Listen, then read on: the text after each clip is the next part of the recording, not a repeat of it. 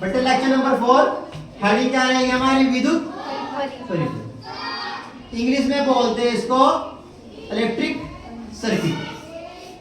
ठीक है बेटे, जिन बच्चों को नोट करना है नोट कर लो, ठीक है, बाकी जाके देख लो फिर। विद्युत परिपथ हेडिंग बना लो, जिन बच्चों ने नहीं लिखा है, ठीक है, हेडिंग बनाओ विद्युत परिपथ और लिखो किसी विद्युत धारा के सतत व बंद पथ को विद्युत परिपथ कहते हैं। किसी विद्युत धारा के सतत व बंद पथ को विद्युत परिपथ कहते हैं। ये तो हो गई विद्युत परिपथ की डेफिनेशन। समझ में आ गई बात बेटे? इसके बाद इसमें इसका फिगर यानी चित्र देख लो, चित्र कैसे बनता है।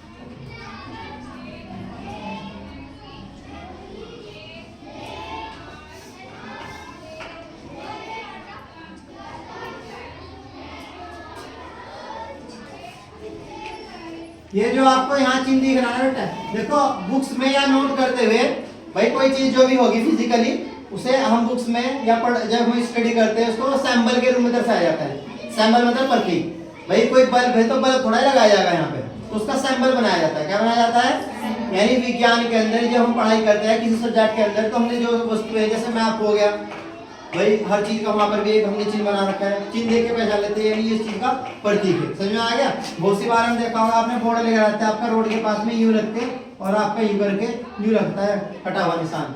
इसका मतलब क्या है? डू नॉट स्मोकिंग, यानी स्मोकिंग नहीं करना है। देखा होगा? तो ये क्या है? सैंपल। समझ में आ गया? इसी प्रकार बेटा हम जो भी सब्जेक्ट पढ़ते हैं जिस हिसाब से भी, तो उसमें सैंपल होते हैं। सैंपल हमें बता देते हैं क्या चीज है। आपने एक चीज पढ़ी थी प्रतिरोध, क्या पढ़ा था? देखो प्रतिरोध को नोट यानी प्रदर्शित किया जाता है आर से क्या किया जाए? व्यक्त किया जाता है। ठीक है, चिन्ह है इसका। अगर जब भी विज्ञान में इस प्रकार का चिन्ह आता है, खासकर विद्युत वाले लेसन में, तो एक ही चीज को प्रदर्शित कर रहा है। जरा जोर से बताएगा बेटे, किस चीज को प्रदर्शित कर रहा है? प्रतिरोध। एक ही आदमी को पता है बेटे, सबको पता होगा ना इसके बारे में, सब आप 10th क्लास में ही ना। उसके बाद ये सैंपल जो दिख रहा है आपको बेटे, देखो इसमें जो बड़ी प्लेट होती है ये होती है प्लस की, और जो छोटी प्लेट होती है वो क्या होती है? माइनस की। और आपको एक चीज बता रखी क्या बेटे, धारा कहां से कहां रहती है? प्लस से माइनस की ओर, प्लस से माइनस की ओर। इसमें जब हमने विद्युत परिपथ पढ़ा है, हमने क्या पढ़ा बेटा? किसी विद्युत धारा के यानी इसमें विद्युत धारा नहीं चाहिए, विद्युत धारा के सतत व बंद पथ को।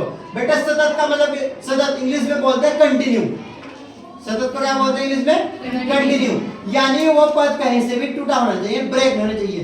क्या होना चाहिए? ब्रेक। उसे बोलते हैं विद्युत परिपथ। देखो मैं आपको समझा दूं, देखो एक ये लूप बना दूं मैं, कहीं से निकल रहा लेकिन अब इसको यहां से लिखित करो। एक तो ये सतत नहीं रहा, क्या नहीं रहा? सतत यानी कंटिन्यू रहा, ना बंद रहा। दो डेफिनेशन है बेटे, एक तो सतत होना चाहिए और एक क्या होना चाहिए? बंद।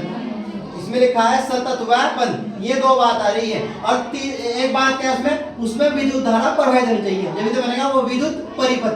परिपथ बेटे पथ का मतलब होता है रास्ता, यानी जिसके अंदर विद्युत धारा बहेगी, यानी कुल मिला के विद्युत धारा का रास्ता, विद्युत धारा का रास्ता। समझ आ गया? क्या बोलते हैं? विद्युत परिपथ। इंग्लिश में बोलते हैं इलेक्ट्रिक सर्किट। क्लियर हो गया आपका? तो ये हमारे बेटे आपको मैंने बताया, ये जिस प्रकार का सैंपल जहां भी लगा होगा यानी वो बैटरी या सेल को प्रदर्शित करेगा। जहां भी ये सैंपल होगा ये प्रतिरोध को बताएगा। सब बच्चे ये बताओ, अच्छा प्रतिरोध का मात्रक क्या होता है? प्रतिरोध का मात्रक बताओ। प्रतिरोध का मात्रक वोल्ट किसका मात्रक होता है? ये बताओ। अच्छा वोल्ट ही बताओ। विभवांतर का मात्रक होता है वोल्ट। धारा का मात्रक क्या बताया था? एम्पियर। बेटे ध्यान रखो, हर चीज को अच्छी तरीके से याद करो। आपने घर जाके रिवीजन नहीं करे, रिवीजन करते रहो इसका। ये समझ में आ गया सब बच्चों की? बेटे इसके बाद हमारे छोटे छोटे क्वेश्चन है। ठीक है, छोटे छोटे क्वेश्चन क्या है? जिन बच्चों ने नोट नहीं किया वो नोट कर ले भैया, और साथ साथ सुनते चले। हमारे पास है Fe क्वेश्चन ही है, अभी लिखना नहीं किसी को। Fe व Hg। बेटे Fe का मतलब होता है लोहा, जैसे आयरन बोलते हैं इंग्लिश में क्या बोलते हैं? आयरन। और Hg ये होता है मरकरी। क्या नाम है इसका? मरकरी। क्वेश्चन क्या है? Fe व Hg में कौन विद्युत का अच्छा चालक है। इसमें से पूछ रहा, यानी ये दो पदार्थ है, तो इनमें से विद्युत धारा किसमें अच्छे से बहेगी यानी प्रवाहित होगी। तो ध्यान दें बेटे, इसका आंसर है वर्ल्ड में क्या, इसका आंसर लोहा। ठीक है, तो एक मैं क्वेश्चन बोल रहा हूं बेटे, जिसको नोट करना है नोट कर लेना। Fe व Hg में कौन विद्युत का अच्छा चालक है, तो आंसर क्या होगा, लोहा। एक बात और समझ बेटे, जिन बच्चों के पास नहीं है शॉर्ट, आपका जो शॉर्ट वीडियो उसमें भी है, लॉन्ग वीडियो के लास्ट में सारी डेफिनेशन मिलेगी, नोट करके चलना है। ठीक है, इसके बाद नेक्स्ट क्वेश्चन है हमारा, कौन सा पदार्थ विद्युत धारा का सबसे अच्छा चालक होता है। सबसे अच्छा कह लो या सर्वश्रेष्ठ कह लो, क्या कह लो, सर्वश्रेष्ठ। समझ में आ गया। तो ध्यान रखना बेटे, सबसे अच्छा चालक कौन सा होता है, चांदी। इंग्लिश में क्या बोलते हैं, सिल्वर। बेटे बहुत सी बार ना जो ज्यादा साइंस की किताब होती है, क्वेश्चन आपका तो वहां पे ऐसा लिखा होगा सिल्वर, क्या लिखा होगा, सिल्वर। और इसका मात्रा जो हमारा सैंबल होता है, क्या होता है, सैंबल। बेटे सारे तत्व ये रखे हैं, तो ये जरा बताइए Ag कौन से में दिख रहा आपको, कौन से वर्ग में दिख रहा, ऊपर और सारणी में कौन से उस आवृत में है, जरा बताओ, या कौन से वर्ग में, कौन से वर्ग में दिखाई पड़ रहा है जी, Ag दिखाई पड़ रहा है आपको कहीं पे, Ag ढूंढो जरा बेटा, Ag सिल्वर, ये रहा बेटा आपका वर्ग नंबर 11। Ag कितना है इसका परमाणु क्रमांक 47। ठीक है, फिलहाल आपको समझ आया बेटे, वैसे जो इसकी फुल डिटेल आएगी आपकी वो नेक्स्ट हाइजर क्लास में आएगी। तो सिल्वर जो होता है बेटा, सिल्वर चांदी, वो सबसे अच्छा चालक होता है किसका, विद्युत धारा का।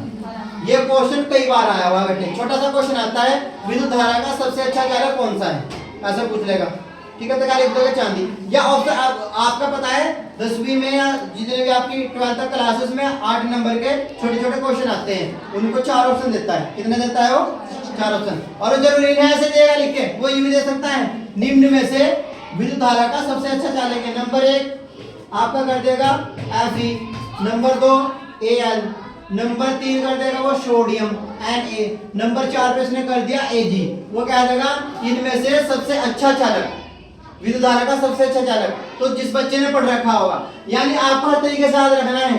यानी बेटे देखो, प्रतीक क्या है, इंग्लिश में नेम क्या है, और जो भी जितने नेम है प्रचलित, तो चांदी यानी सिल्वर, और प्रतीक क्या होता है, Ag। तो प्रतीक भी याद होना चाहिए, समझा। इस क्वेश्चन को मैं लिख के बता कि बेटे देखो, बहुत सी बार डायरेक्ट वो नाम नहीं देने का, क्या देता है, प्रतीक आता है क्वेश्चन पेपर में, क्या जाता है, प्रतीक। तो प्रतीक भी याद रखने हैं जो हमारे किताब में फिलहाल है। ठीक है, क्योंकि फिलहाल तो ज्यादातर हमें ये 2 वर्ग ये पढ़ने हैं और इधर के पढ़ने हैं, यानी ये आपका एस बिलो और ये कौन सा है, पी बिलो। एस और पी बिलो पढ़ना है फिलहाल। 10वीं क्लास में क्या पढ़ना है, एस और पी बिलो। इसमें भी बेसिक इंफॉर्मेशन पढ़ी जाएगी बेटा, क्या पढ़ी जाएगी, बेसिक, यानी फुल डिटेल में जानेंगे। कुल मिलाकर आपको ये पता लग गया कि हमारे आसपास जितनी भी वस्तुएं बनी हुई कैसे बनी हुई है, तत्वों से। आपको सबसे पहले मैं यही लेके आया था, अब आपको ये पता है साइंस में कर क्या रहे हैं, समझ में आ गया ना आपका। आपको देखो आसपास में जहां से स्टार्ट किया हुआ, आसपास की सारी चीजें क्या है, पदार्थ। पदार्थ कैसे मिलके बनाते हैं, छोटे छोटे कण से। उन छोटे छोटे कणों को क्या बोलते हैं, परमाणु। जो एक ही प्रकार के परमाणु से मिलकर बने होते हैं क्या बोलते हैं, तत्व। और आपको पता है दुनिया में कितने तत्व क्या आते हैं, 118। और इन्हीं तत्वों से दुनिया की सारी वस्तुएं बनी हुई है। इन्हीं भाई, बाजू में सिंगल होगा, बाजू में डबल होगा, बाजू में और भी ज्यादा, यानी बहुत सारे तत्व जुड़ के भी बन जा सकते हैं। भाई एल्यूमिनियम के साथ कोई और चीज मिला दी, ठीक है, जैसा हमारी मेडिसिन बनती है, मेडिसिन में कहीं फास्फोरस मिला दिया, कोई और चीजें मिला दी, यानी बहुत सारे तत्व मिलाकर ही हमारा जीवन चलता है। और जो हमारा खुद की एक हमारी बॉडी है, वो भी कैसे चलती है, केमिकल रिएक्शन से। उसके अंदर भी तत्वों का ही मामला है, समझ में आ गया। और ये तत्व ही, इन तत्वों में ही हमारा क्या आता है, इलेक्ट्रॉन, प्रोटॉन, न्यूट्रॉन। ठीक है, अब ज्यादातर जो रिएक्शन का खेल रहता है, रिएक्शन का खेल रहता है, वो रहता है इलेक्ट्रॉन के मूवमेंट पे, यानी इलेक्ट्रॉन के रनिंग पे। भाई जो हम विद्युत धारा पढ़ रहे हैं, आवेश के प्रवाह की दर को क्या कहते हैं, विद्युत धारा। बेटे आवेश, यहाँ जो आवेश बहता है ना, वो है इलेक्ट्रॉन। इलेक्ट्रॉन पर कैसा चार्ज होता है, माइनस। इलेक्ट्रॉन पर कैसा चार्ज होता है, याद रखिए बेटा, इलेक्ट्रॉन पर चार्ज होता है माइनस। आवेश के प्रवाह की दर यानी इलेक्ट्रॉन के प्रवाह की दर कुल मिला के, क्योंकि विद्युत धारा में कौन बहता है, यहाँ से इलेक्ट्रॉन। कुछ जगह आयन भी बैठते हैं। जब आप बड़ी क्लास में जाओगे तो विद्युत धारा बेटा इलेक्ट्रॉन के बहने से या आयन या प्रोटॉन, और जब अर्ध चालक पढ़ोगे आप, ये समझ में आ गया आपके। इसके बाद बेटा नेक्स्ट है आपका, देखो 2 क्वेश्चन कर लिए हमने। इसके बाद है तीसरा क्वेश्चन, समान पदार्थ। समान पदार्थ का मतलब एक ही पदार्थ के, समझ में आ गया। कि दो तारों में से किस में से विद्युत धारा आसानी से प्रवाहित होगी यदि एक मोटा व एक पतला हो। बेटे कोई पदार्थ है, एक ही पदार्थ, हमने मान लिया लोहा है, लोहे के हमने दो तार बनाए, एक मोटा बना दिया और एक पतला बना दिया। वो कह रहा है विद्युत धारा किस में अच्छे से बहेगी, यानी किस में अच्छे से प्रवाहित होगी। तो ध्यान रखिए बेटे, मोटे तार में, जो मोटे तार होते हैं उसमें विद्युत धारा अच्छे से प्रवाहित होती है। सबसे रीजन क्या बेटे, जो मोटा तार होता है उसका प्रतिरोध क्या होता है, कम, प्रतिरोध क्या होता है, कम, और जो बारीक तार होता है उसका प्रतिरोध होता है ज्यादा। समझ में आ गया? इसी कारण जो मोटा तार होता है उसमें विद्युत धारा अच्छे से प्रवाहित होती है और पतले तार में विद्युत धारा क्या नाम है, आसानी से प्रवाहित नहीं होती। इसलिए आपने देखा होगा हाई वोल्टेज के जितने भी तार हो कैसे डाले जा मोटे। जैसे आप कहोगे घर में फिटिंग कर दो बिजली की, तो मिस्त्री एडवाइस देगा भाई ये लोड की चीज है, इसमें इतना एमएम का वायर डाल लो। मोटाई बढ़ रही है ना, मोटाई बढ़ने के साथ क्या घट रहा, प्रतिरोध, क्या घट रहेगा, प्रतिरोध। तो आपको एडवाइस दी जाती है, यानी अब प्रतिरोध घटेगा तो धारा अच्छे से बहेगी। क्यों? देखो बेटा आपने क्या पढ़ा था, V बराबर I इंटू R। अगर मैं I की वैल्यू निकाल लूं बेटे तो I बराबर क्या हो जाएगा आपका V अपॉन R, यानी जितना प्रतिरोध घटेगा, जितना प्रतिरोध घटेगा धारा की वैल्यू बढ़ेगी। ये किसका नियम था, ओम का नियम। जितना प्रतिरोध घटेगा उतनी ही धारा की वैल्यू बढ़ेगी। बस हमारे पास अब एक पॉइंट रहेगा यहाँ पे कि भाई मोटे तार का प्रतिरोध कैसे कम हो जाता है, ये तो समझना रहेगा ना। ये तो पता लगे भाई जहां प्रतिरोध कम होगा धारा ज्यादा बहेगी। कुल मिला के इस क्वेश्चन का आंसर तो ये है बेटा कि मोटे तार में भी धारा अच्छी बहती है पतले के अपेक्षा। रीजन क्या आता है, मोटे तार का प्रतिरोध क्या होता है, कम। और ये आपने देख लिया, जिस पदार्थ का प्रतिरोध जितना कम होगा धारा उतनी अच्छे से प्रवाहित होगी। याद रखना बेटे, जो विद्युत धारा फिलहाल के लिए जो आप पढ़ रहे हैं, विद्युत धारा इलेक्ट्रॉन के प्रवाह यानी आवेश के प्रवाह के कारण क्या होती है, आवेश होना चाहिए। कुल मिला के क्या होना चाहिए, आवेश। भाई इलेक्ट्रॉन पे भी आवेश है, और भी कण है, और भी कण है जिन पे आवेश होता है, उनके प्रवाह से भी हो जाती है, यानी आयन डायरेक्ट बहते हैं, आयन डायरेक्ट बहते हैं। जैसे बैटरी के अंदर होता है हमारा सिस्टम, जो हमारा बैटरा होता है ना, इन्वर्टर बैटरा, उसके अंदर भी। तो फिलहाल ध्यान रखना किसके कारण बह रही है यहाँ पे, इलेक्ट्रॉन, यानी इलेक्ट्रॉन रनिंग करेगा उसके कारण क्या पैदा होता है आपका विद्युत धारा। क्लियर हो गया? इसके बाद बेटे क्वेश्चन हमारा एक क्वेश्चन ये करा है आपको, विद्युत टोस्टर और विद्युत इस्त्री यानी जिसे प्रेस बोलते हैं घर में, और इसमें आयरन के नाम से जानते हैं कि तापन अवयव, यानी तापन अवयव से बोलते हैं जो गर्म होता है। जैसा हीटर का वायर होता है ना आपका, तापन अवयव शुद्ध धातु की बजाय, शुद्ध धातु की बजाय मिश्र धातु के क्यों बनाए जाते हैं। समझ आ गया? जो तापन है भाई हमारी विद्युत टोस्टर हो गया, ठीक है, हीटर हो गया, या आपकी इस्त्री यानी प्रेस हो गई, यानी उनके जो आपके तापन अवयव होते हैं जो हीट ऑब्जर्व करते हैं यानी गर्माहट पैदा करते हैं, वो शुद्ध धातु की बजाय अशुद्ध धातु के क्यों बनाए जाते हैं। क्वेश्चन ऐसे आएगा, अरे आया हुआ बेटे कई बार, ठीक है। तो आपके पास जो मॉडल वगैरह होगा जिससे तैयारी कर रहे होंगे आप एक बार चेक कर लियो। देखो आंसर ये है बेटा इसका, यह मिश्र धातु के इसलिए बनाए जाते हैं क्योंकि मिश्र धातु की प्रतिरोधकता, मिश्र धातु की प्रतिरोधकता व गलनांक, प्रतिरोधकता व गलनांक, गलनांक क्या होता है बेटे, जिसपे कोई भी पदार्थ है टेम्परेचर जिसपे कोई पदार्थ पिघलना शुरू हो जाता है उसे बोलते हैं गलनांक। गलनांक अधिक होते हैं शुद्ध धातु की तुलना में, जिसके कारण तापन अवयव पिघलते नहीं और यह लंबे समय तक चलते हैं। बेटे देखो अगर हम शुद्ध धातु की बनाएंगे तापन अवयव, एक तो उनका गलनांक होता है कम, गलनांक क्या होता है कम। जैसे ही वे गर्म होंगे, जैसे वे गर्म होंगे तो क्या हो जाएगा, मेल्ट हो जाएंगे यानी पिघल जाएंगे। बेटे मेल्ट नहीं करना, उसकी हीट को हमें ऑब्जर्व करके आगे ट्रांसफर करना है। जैसा हीटर लाइट के फॉर्म, अगर उसी टेम्परेचर को जितने आपने देखा जितने टेम्परेचर में वो उस पे दिखाई पड़ता है, इतना टेम्परेचर दूसरे वायर को दे दिया जाए ना तो पिघल जाएगा। आपने देखा कि वो रेड हो जाता है, लेकिन रेड होने के बाद वो हीट को बाहर ट्रांसफर करने लगता है। भाई जो हम खाना बनाने में यूज करते हैं, जिस चीज में यूज, ऐसे ही हमारा विद्युत इस्त्री के अंदर होता है, समझे, ऐसे ही विद्युत टोस्टर के अंदर होता है। तो समझ में आ गया कि मिश्र धातु के क्यों बनाए जाते हैं, क्योंकि मिश्र धातु की प्रतिरोधकता और गलनांक क्या होता है किसके अपेक्षा, शुद्ध धातु की अपेक्षा। ये 3-4% थे बेटे, ये आपके सॉल्व हो गए। इसके बाद हमारे दो न्यूमेरिकल है बेटा, ओम का नियम हमने पढ़ लिया था।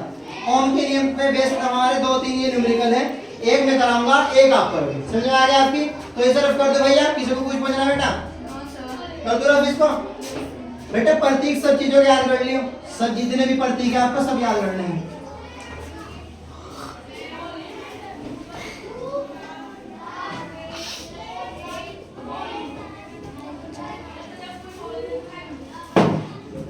देखो बेटा क्वेश्चन ये है, जिसे नोट करना होगा लिख लियो, आराम से बोल रहा हूं मैं, ठीक है। जब कोई विद्युत हीटर विद्युत स्रोत से 4 एम्पीयर विद्युत धारा लेता है, तब उसके टर्मिनलों यानी सिरों के बीच विभवांतर 60 वोल्ट। उस समय विद्युत हीटर कितनी विद्युत धारा लेगा जो विभवांतर को 120 वोल्ट तक बढ़ा दिया जाए। बेटा देखो इसमें एक चीज है, कोई विद्युत हीटर है जिसका बेटा छूट गया बाद में नोट कर, ठीक है। कोई विद्युत हीटर है, उसमें क्या है, एक वायर, क्योंकि विद्युत हीटर का वायर चेंज नहीं करा, और जब तक हमने मेटल चेंज नहीं किया यानी इसका प्रतिरोध फिक्स है। प्रतिरोध क्या है? फिक्स। इसमें क्या क्या चेंज हुआ देखो बेटे, आंसर दिया है। क्या दिया बेटा? इसमें दिया है जब कोई विद्युत हीटर किसी विद्युत स्रोत से 4 एम्पीयर, कितनी ले रहा हो? 4 एम्पीयर। तो फिलहाल तो इसमें आई मारना 4 विद्युत धारा, तब उसके सिरों के बीच में विभवांतर है 60। कितना बेटा? 60, ठीक है। उस समय विद्युत हीटर कितनी विद्युत धारा लेगा जब विभवांतर 120 वोल्ट तक बढ़ा दिया है। हमने विभवांतर बढ़ा दिया, क्या बढ़ा दिया? विभवांतर। अभी देखो विभवांतर की 2 वैल्यू हो गई, विभवांतर की कितनी वैल्यू हो गई? 2। तो जो ये सेकंड वैल्यू इसमें V2 कहा था, इसको क्या कहता है? V1। और ये वैल्यू किसकी पूछ रहा? I की। तो बेटे पहली वैल्यू को मैं क्या बोलते हैं? I1, इसको क्या बोल देंगे? I2। और ये हमें फाइंड। अब देखो इसमें हमने कहीं क्या नहीं लिखा? प्रतिरोध। रीजन क्या है बेटा? प्रतिरोध स्थिर है। हमारे पास फॉर्मूला क्या था? V बराबर I इंटू R। स्थिर क्या है? प्रतिरोध। जो भी स्थिर होगा उसको क्या कर देंगे? तो V अपॉन I बराबर, क्योंकि वहां पर वैल्यू कितनी है? 2, और ये क्या है? सेम। समझ आएगा? तो बेटे ऐसी जगह इस कंडीशन को V upon I1 V2 upon, इस प्रकार के फॉर्मूले जनरेट किए जाते हैं और ये अप्लाई किए जाते हैं। समझ आ गया? तो इसको यहाँ अप्लाई कर देंगे, V1 upon I1 V2 upon, clear हो गया? इसके बाद बेटे क्या है हमारे पास? वैल्यू है, वैल्यू पुट करनी है। उसके बाद बेटे इसके बाद ना मैथमेटिकल कैलकुलेशन लग जाती है।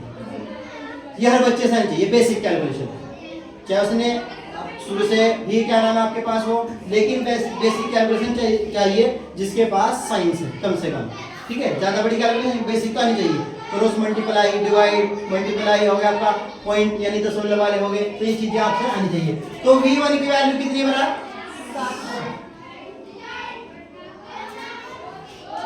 और I1 हमें दिया है ना 4 एम्पीयर। V2 की वैल्यू कितनी बेटा जरा बताओ? 120। I2 की वैल्यू हमें, बेटा देखो हमारे पास 3 वैल्यू थी और एक वैल्यू में निकालनी है। इस फॉर्मूले में कितनी वैल्यू है? 4। भाई कम से कम 3 वैल्यू तो चाहिए हमें। 3 वैल्यू देके एक वैल्यू हम आराम से निकाल। बेटे जरूरी नहीं वो I ही पूछे, वो कभी कभी V1 भी पूछ सकता है, V2 भी पूछ सकता है, या आपके ऊपर डिपेंड करता है। तो शुरू में जो वैल्यू में शुरुआत में दी थी वो उसको वहीं पे रख लेता, छोड़ देता V2 को, उसके बाद दोबारा दोनों वैल्यू देता, तो फिर वैल्यू किसकी निकालनी पड़ती? I1। क्लियर हो गया? अब क्रॉस मल्टीप्लाई होती है। क्रॉस मल्टीप्लाई बेटे इसके साथ और इसके साथ। देखो और एक चीज और भी रहती है बेटे, हम फ्रंटली जो ये है ना, ये डिवाइड में रहेंगे, तो 0 से 0 और 6 दूनी 12। अगर इसको मैं एक बार लिखूं तो वैसे तो 60 दूनी 120 भी होता है, ठीक है। यहां तक समझा बेटे सब ये? उसके बाद देखो क्रॉस मल्टीप्लाई होगी इसके साथ और इसके साथ, तो I2 बराबर 4 मल्टीप्लाई 2 कितना है बेटा? I2 बराबर 8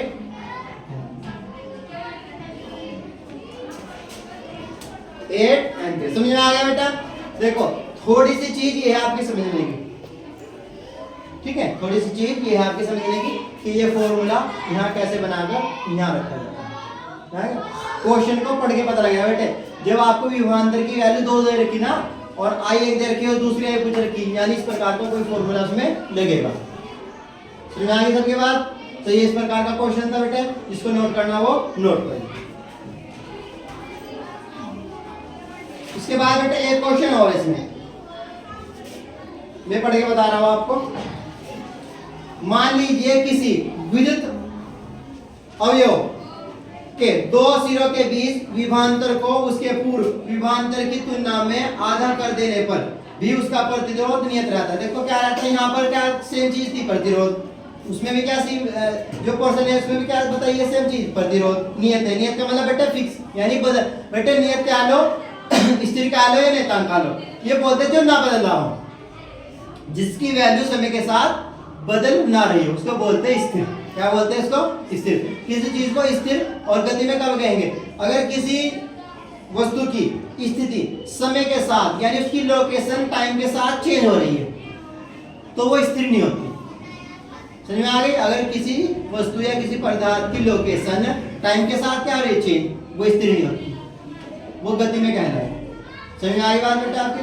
अगर कोई चीज समय के साथ अपनी लोकेशन अपनी स्थिति ना बदल रही हो वो क्या कहलाती है? स्थिर अवस्था में। क्या कहलाती है? स्थिर अवस्था में।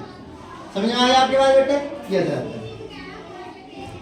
तो इसमें प्रतिरोध नियत रखा है, तब उस अवस्था में प्रवाहित होने में विद्युत धारा में क्या परिवर्तन होगा। तो ये क्वेश्चन मैं आपके पास छोड़ दूंगा, ये क्वेश्चन खुद करना बेटा आपको, ये क्वेश्चन खुद करना है। कर लोगे भैया? चेक करो एक बार बेटे, देखो सब वैल्यू लिखी हुई है पर वो लिखा हुआ समझना है कि भाई कोई चीज कहां से कैसे आई हुई है, ये चीज आपको खुद नोट करनी है। कर लोगे ये चीज? ये नोट करो सब बच्चे। देखो बेटा कल ये हमारा लेक्चर नंबर 4 था, अब हमारा लेक्चर नंबर होगा 5, ठीक है? उसमें क्या पढ़ेंगे हम, मैं आपको टॉपिक बता देता हूँ, अगर आपको टाइम मिला तो एक बार जाके देख लियो बेटे। देखो प्रतिरोध आपने देख लिया, प्रतिरोध को कैसे ये नोट कर लिया बेटे, ये रह रहा है अभी बेटे, अगर रह रहा होगा तो आपके पास अब जो ऑप्शन है, ठीक है, छूटा हुआ वर्ग भी आप पूरा कर सकते हो आराम से, कोई दिक्कत नहीं है। देखो बेटा मैंने पहले बोला था आपको, इसमें 3-4 टॉपिक आपके हो चुके हैं। देखो आई का मतलब क्या होता है? आई किस चीज को प्रदर्शित करती है? आई तेरा विद्युत धारा, ठीक है, और क्यों आवेश को, वी विभवांतर हो गया, और आर प्रतिरोध। बेटे न्यूमेरिकल में कैसे पता लगेगा भाई? धारा बोल दिया यानी आई की वैल्यू, अगर धारा नहीं भी बोल रखा मात्रा क्या होगा? एम्पीयर। चला भैया? उसके बाद ये क्या है? आवेश। आवेश का मात्रा क्या आता है? कूलम। ये क्या आपका? विभवांतर। विभवांतर का मात्रा क्या होता है? ये क्या है आपका? प्रतिरोध। प्रतिरोध का मात्रा क्या होता है? बेटे देखो 4 चीज ही तो है, रफ में लिखो कम से कम 4 बार, कम से कम 4 से 5 बार लिखो, बार बार याद करो कि भाई विद्युत धारा को आई से नोट करते हैं, आवेश को जो हमारा आवेश होता है क्यू से नोट करते हैं, विभवांतर को वी से नोट करते हैं, प्रतिरोध को आर से नोट करते हैं। भाई न्यूमेरिकल करेंगे तो कैसे निकालेंगे वैल्यू?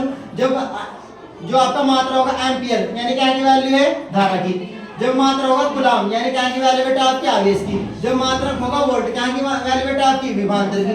जब मात्रा होगा ओम, बेटे ओम ना लिखते हुए निशान देगा या पहली बात तो आपके पास ये है कि आपको याद करना है ये ओम का निशान है। क्या का निशान है? ओम। ओम क्या का मात्रक है? प्रतिरोध का। ओम क्या का मात्रक है? प्रतिरोध का। तो आप जितनी छोटी चीज में ध्यान दोगे तो बड़ी चीज आपको सोल्व करने में आसानी रहेगी। अगर आपके मात्रक ही याद नहीं है, अगर मात्रक ही याद नहीं है फिर प्रॉब्लम होगी भैया। तो मात्रक याद करने हैं ताकि न्यूमेरिकल से वैल्यू आसानी से निकाल ली जाए, ठीक है? तो इस चीज को ध्यान रखना। कल के लिए मैंने बताया बेटा सामान्यकरण में प्रतिरोध को कैसे जोड़ा जाता है, ये चीजें हम पढ़ेंगे कल, ठीक है?